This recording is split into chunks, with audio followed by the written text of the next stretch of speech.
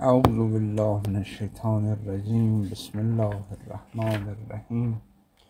الحمد لله رب العالمین و صلی الله علی محمد و آله الطاهرین و لعن الدائم علی اعدائهم اجمعین. ربنا افتح بیننا و بین قومنا بالحق و انت خیر الفاتحین. الحمد لله الذی هدانا لهذا و ما كنا لنهتدی لولا ان هدانا الله و الصلاة و السلام علی من لکمال رسالته صلی الله علیه و آله و سلم اختاره و لختم نبوته اصطفاه و تسلیم لمن آثره علی امته لوصیه و ارتضاه لسائر اوصیاه الهادین به نوره و هداه. کتابی که قرار هست بنده حقیر به اون کتاب بپردازم، شوارق الالهام فی شرح تجرید الکلام. متن این کتاب به نام تجرید العقائد از جناب ابو جعفر محمد ابن محمد طوسی معروف به خواجه نصیرالدین و ایشون ملقب به القابی مثل استاد بشر، عقل هادی عشر، در بسیاری از دانش‌های مربوط به حکمت نظری و عملی و منطق و کلام و فلسفه صاحب نظر بوده و دارای اثر و آنچه که معروف هست این هست که از زمان خواجه طوسی رضوان الله تعالی علیه کلام با فلسفه آمیخته شده است، ولی به نظر میرسه این آمیختگی قبل از زمان خواجه طوسی آغاز شده توسط فخرالدین رازی و در سخنان خواجه نصیر به اوج خود میرسد و ایشون کتابی به نام تجرید الاعتقاد در مورد کلام داره که کلام رو با فلسفه آمیخته است و این کتاب شروح زیادی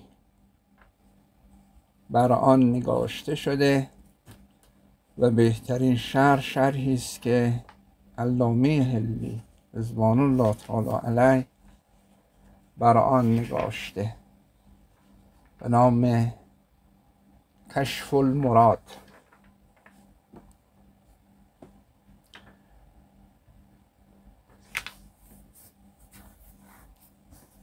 این کتاب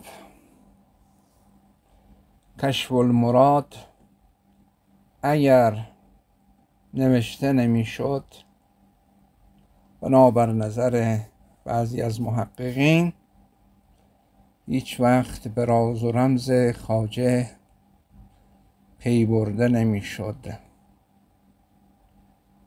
چون علامه حلی شاگرد خواجه طوسی بوده و مراد و مبنای خواجه طوسی رو میدانسته، لذا با توجه به اون دانستن مبنا مرحوم علامه حلی اولین شرح رو بر این کتاب نگاشته و دیگران بعد از علامه حلی توانستند بر این کتاب تجرید شرح یا حاشیه بنویسند از بس که این کتاب تجرید کتاب مجملی بوده، اما مرحوم علامه در ابتدا اشاره میکنه که من چون با خواجه ارتباط داشتم و از نزدیک به مبانی خواجه آگاه بودم، چون از شاگردان اون محسوب میشه، بر من امکان این معنا داشت که متن کتاب تجرید رو بفهمم و با توجه به دانستن مبنای ایشان توانستم عبارت خواجه رو به خوبی معنا بکنم. و الا اگر این بزرگوار شرحی بر این کتاب نمی نگاشت، عبارت خواجه بسیار سنگین می نمود. بعد از اینکه علامه حلی شرح بر این کتاب نوشت، بقیه آمدند شرحی بر این کتاب نوشتند. بعضی ها در بعضی از موارد بیشتر از علامه توضیح دادند عبارت خواجه رو، و بعضی جاها عبارت علامه رو مختصرتر کردند و در بعضی جاها فکر میکردند که توضیحی که علامه حلی داده کافی نیست یا صراحت در مطلب نداره، لذا عبارتهای علامه حلی رو تغییر دادن. این کتاب همونطوری که اشاره کردم شرحهای زیادی بر اون نگاشته شده که یکی از اونها کشف المراد فی شرح تجدید الاعتقاده و کتاب دیگر تعرید الاعتماد فی شرح تجدید الاعتقاد یا کتاب تسدید القواعد یا شرح تجدید العقاید یا البراهین القاطعه فی شرح تجدید العقاید الساطعه و یکی از اون شروحی که بر تجرید نوشته شده به نام شوارق الالهام فی شرح تجدید الکلام هست. منتها مع الاسف این شرح ناتمام ماند و مرحوم لاهیجی، ملا عبدالرزاق لاهیجی، مقصد اول و دوم این کتاب رو صورت کامل شرح کردند، اما در مقصد سوم صرفاً تا انتهای مسئله ششم از فصل دوم، یعنی بحث کلام الهی به عنوان ششمین صفت از صفات خداوند، جلو رفتند. مقاصد بعدی کتاب نیز بدون شرح باقی مونده است.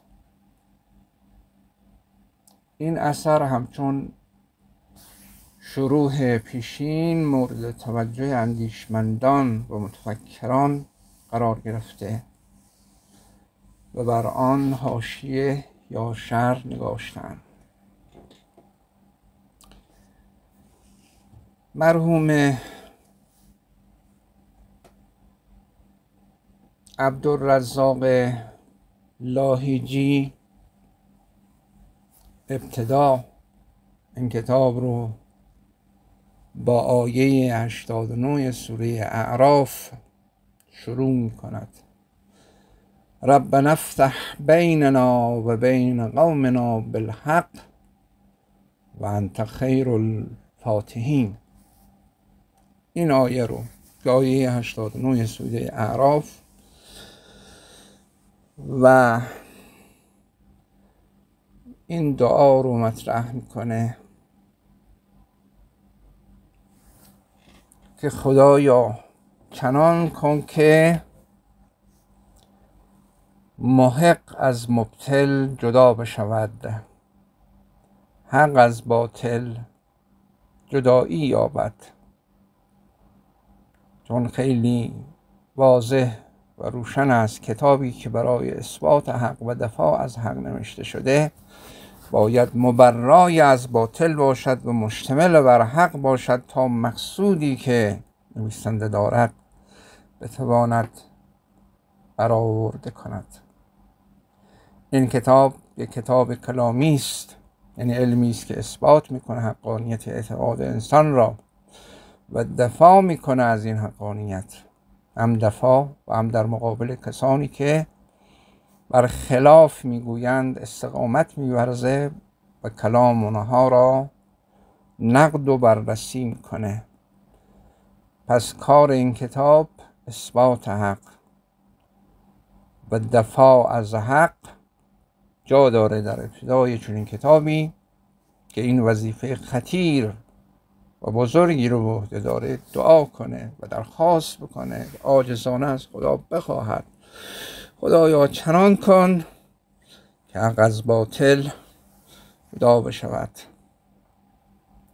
بعد از این آیه ایشون حمد و ثنای خداوند رو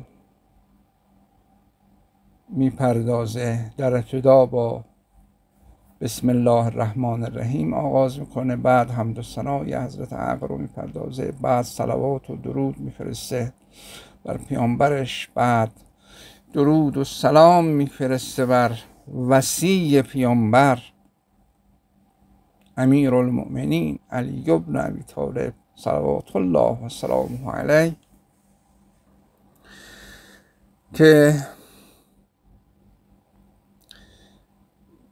این کتاب یک درخشندگی فوق‌العاده‌ای داره و با بقیه کتاب‌ها فرق داره.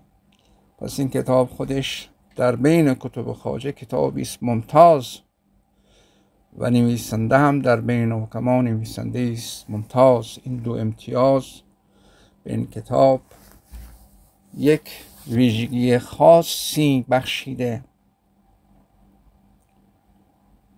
و باعث شده که این بزرگوار شرحی بنویسد تا در بین مردمان بماند، چنان که تا الان این کتاب در میان محققان مانده، منتها کتابی است قدرش ناشناخته است. همونطوری که عرض کردم قبل از عبدالرزاق لاهجی جناب علامه هندی که شاگرد بلافصل خواجه نصیر بوده است بر این کتاب شرحی نگاشته و این کتاب بهترین کتاب کلامی در میان شیعه. تا مع الاسف این کتاب اونطوری که عرض شد ناتمام مونده، به قسمت‌های اصلی آن باقی مونده و گمانم بر این است که اگر جناب شارح ملا عبدالرزاق لاهجی موفق میشد تتمیم و تکمیل بکند این کتاب رو، یقینا مابقی روش بهتر از ابتدای این کتاب تشریح میکرد و مشکلات این کتاب رو بهتر واضح و منقح میکرد.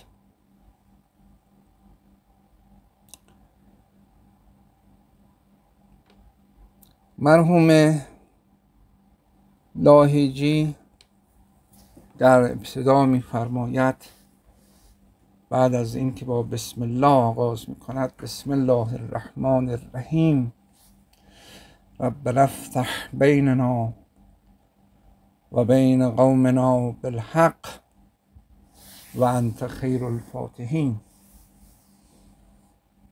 در این که مراد از این افتح چیه؟ بعضی ها گفتند به معنای احکمه، یعنی حکم کن، قضاوت کن، و بعض دیگر افتح رو به معنای اکشف معنا کردن.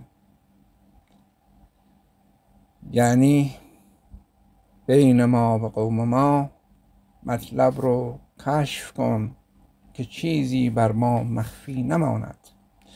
آنچه که ما میگوییم و آنچه که دیگران میگویند آشکار بشه تا معلوم بشود حق کدامه و باطل کدام است. ربنا افتح بیننا و بین قومنا بالحق. این کلمه بالحق متعلق به افتح، یعنی لتمیز بعضی ها اینطور معنا کردن لتمیز الحق و المبطل، صاحب حق و اون کسی که دنبال باطل است تمیز داده بشه، جدا بشود که آیا ما در طرف حق هستیم یا در طرف باطل. و انت خیر الفاتحین، و تو بهترین فاتحین هستی.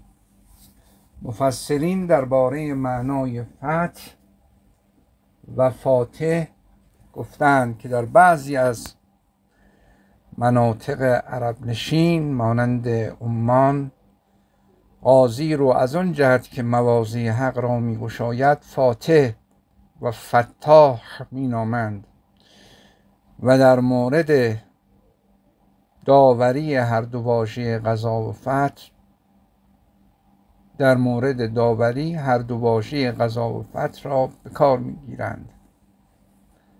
لذا و انت خیر الفاتحین در آیه شریفه به معنای خیر الحاکمینه، چون کار حاکم فصل خصومت میان متخاصمان و گشایش در کار آنهاست. از ابن عباس نیز چنین نقل شده که معنای فتح رو ایشون گفته من نمیدانستم تا زمانی که مشاجره و دعوایی بیان من و دختر سیف واقع شد، از او شنیدم که من چنین گفت انطلق افاتحک الی القاضی ای احاکمک الیه، برو تو رو پیش قاضی به داوری میطلبم. ایشون فتح رو به معنای همون حکم کردن و قضاوت کردن معنا کرده. ربنا افتح بیننا و بین قومنا بالحق و انت خیر الفاتحین. بعدشون کلام رو با حمد خداوند آغاز میکنه. الحمد لله الذی هدانا لهذا و ما كنا لنهتدی لولا ان هدانا الله، که یک قسمت از این عبارت اقتباس از آیه 43 سوره اعرافه که اون وقتی که بهشتیان به بهشت راهنمون میشوند این جمله رو میگن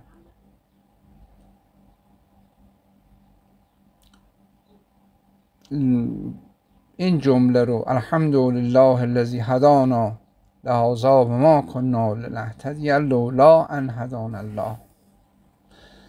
قبل این قالو داره، قالو مراد بهشتیان این مطلب رو گفتن.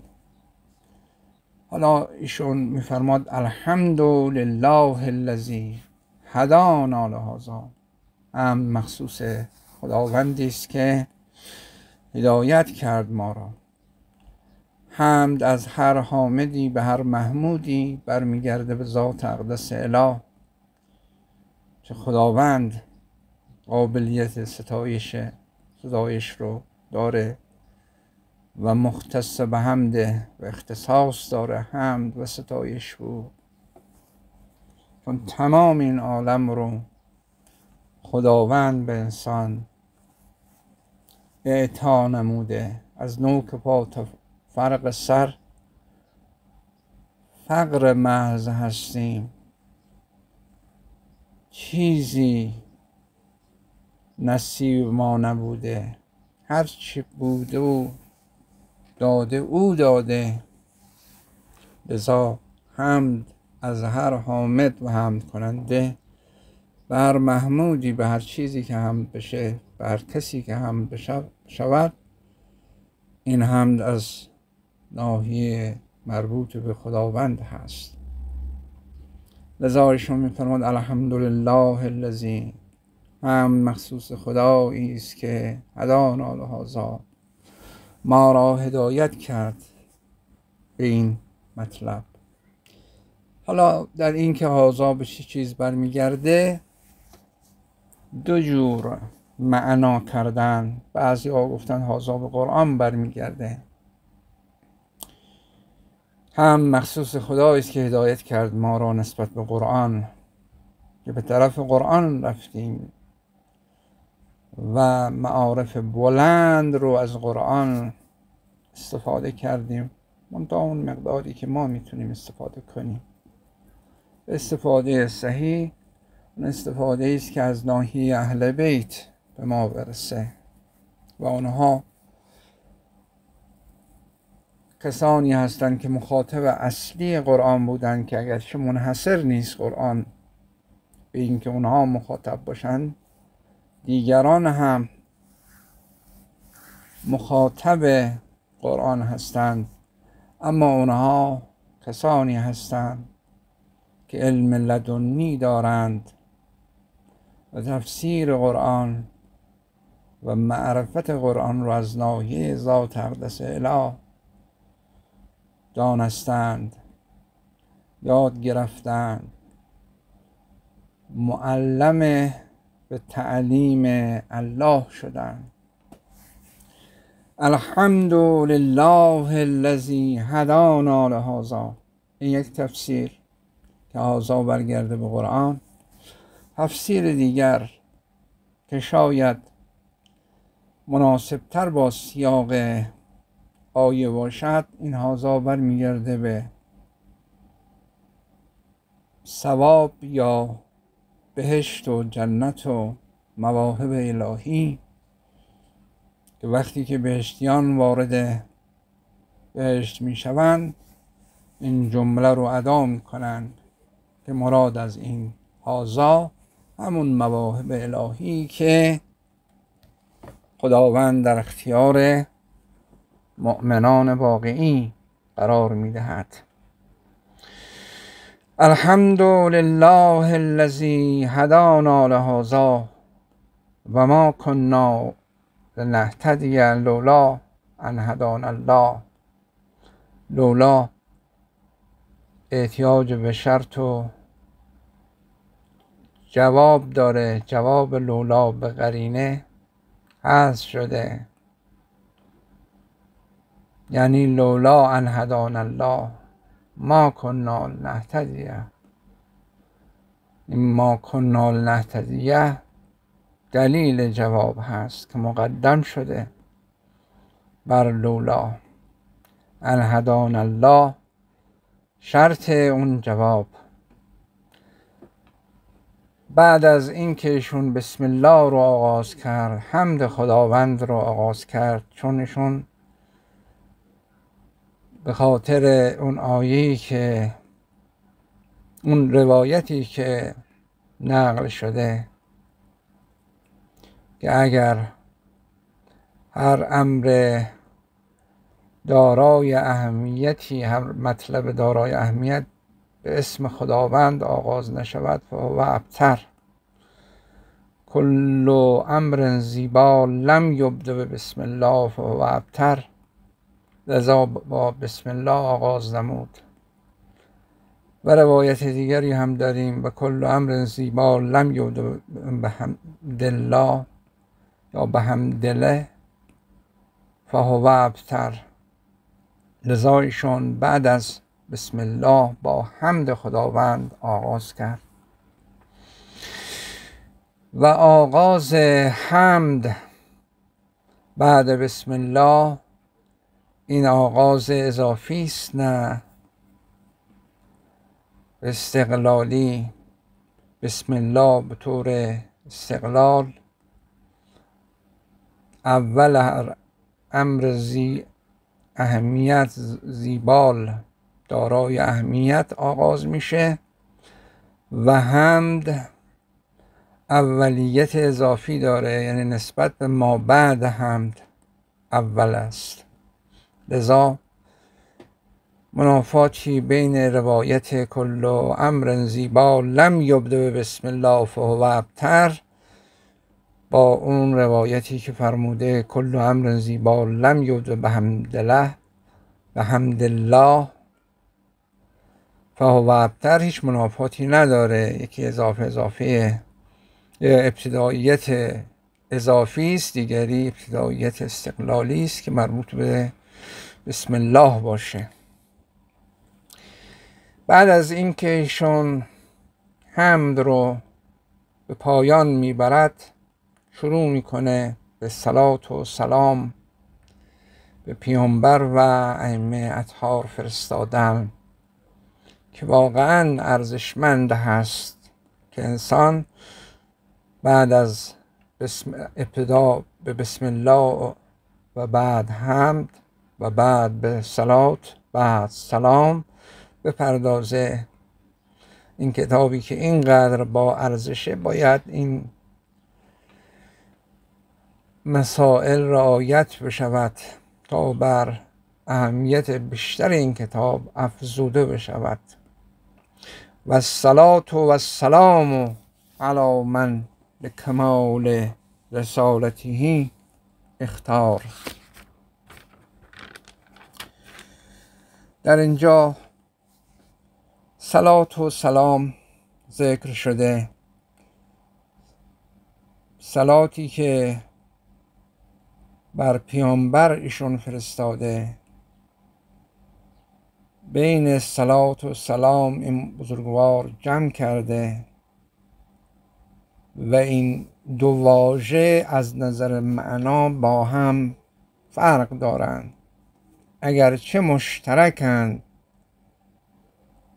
از لحاظ معنا به طور کلی، ولی یکی درود متصل باطنی رو افاده میکنه که در باطن انسان مشغول درود متصل درونی است و دیگری مربوط به ظاهر و لسان و زبان هست. چون ما معتقد به پیامبر اکرم هستیم، به ایشان را واسطه در فیض نسبت به خود میدانیم، برای ایشون در باطن درود میفرستیم. یکی هم درود ظاهری که متصل نیست، چون ما گاهی درود میفرستیم و گاهی نه، بلکه صامت و ساکت هستیم. لذا بین این دوتا از این جهت فرق وجود دارد، یک درود باطنی، دیگری درود ظاهری که با لسان و زبان بیان می شود. بعدشون می فرماد و الصلاة و السلام علی من، مصداق من پیامبر اکرمه، که درود و سلام بر کسی که، یعنی بر پیامبری که لکمال رسالته صلی الله علیه و آله و سلم اختاره. در این که ضمیر رسالته به چه کسی برمیگرده، احتمال داره این ضمیر به پیامبر برگرده و احتمال داره این ضمیر به خداوند برگرده. علی من لکمال رسالته، یعنی بر کسی که به خاطر کمال رسالتش، چون رسول فرستادن از ناحیه ذات اقدس الهه و خداوند این کار رو انجام میده.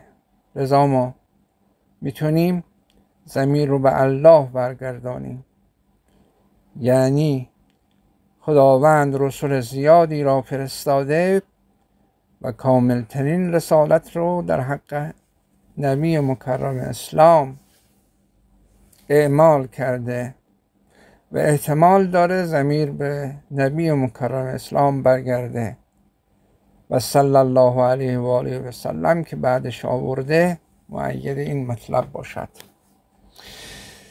علی من لکمال رسالته اختاره، سلام و درود بر کسی که به خاطر کمال رسالت، یعنی مکمل رسالت خداوند هست، او رو اختیار کرد، برگزید. و لختم نبوته اصطفاه، و به خاطر خاتمه دادن، به پایان بخشیدن به نبوت او رو برگزید. رسولان بسیاری رو خداوند فرستاد در میان مردم که اونها رو هدایت کنند، اما خاتم اونها، خاتم انبیا و رسول، پیامبر اکرم ما بوده است. بعد در متن کتاب و تسلیم ذکر شده و در نسخه دیگر و سلام ذکر شده که در پاورقی هم اشاره شده. به نظر میرسه صحیح و سلام باشه. و سلام لمن آثره علی امته. در این عبارت، در این یک سطری که ایشون مطرح میکنه، میخواست درود بفرسته بر امیرالمومنین خاتم اوصیا و درود بفرسته بر فرزندان امیرالمؤمنین تا مهدی عجل الله تعالی فرجه. لذا می فرماد و تسلیم، و یا صحیح تر و سلام لمن آثره، سلام بر کسی که برگزید اون کس او را بر امت خودش، یعنی از میان امت امیرالمؤمنین رو برگزید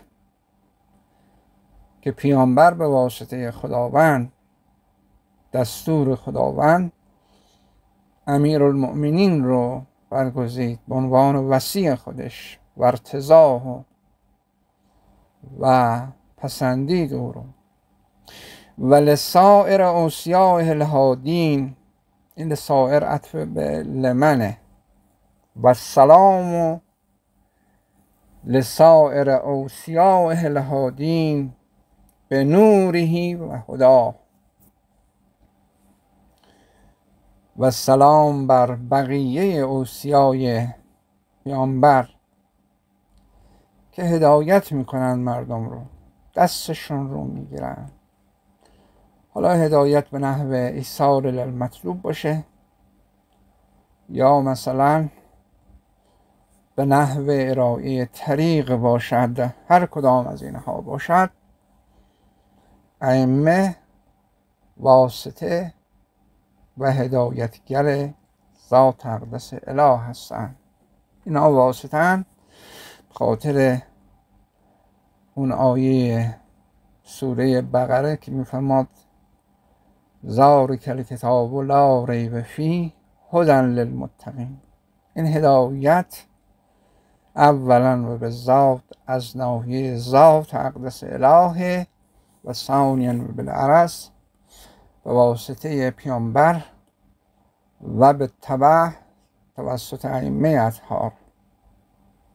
و لسائر اوصیائه، و بقیه اوصیای پیامبر الهادین که هدایتگر هستند به نور پیامبر و هدایت پیامبر، اون راهی که، اون راه درستی که پیامبر توسط خداوند ارائه نمود، اینها هدایت میکنن مردم رو به راه راست. تمام این بحث هایی که ما مطرح کردیم مربوط به جلسه اول. بقیه مباحث در جلسات بعد به اذن الله تعالی و السلام علیکم و رحمت الله.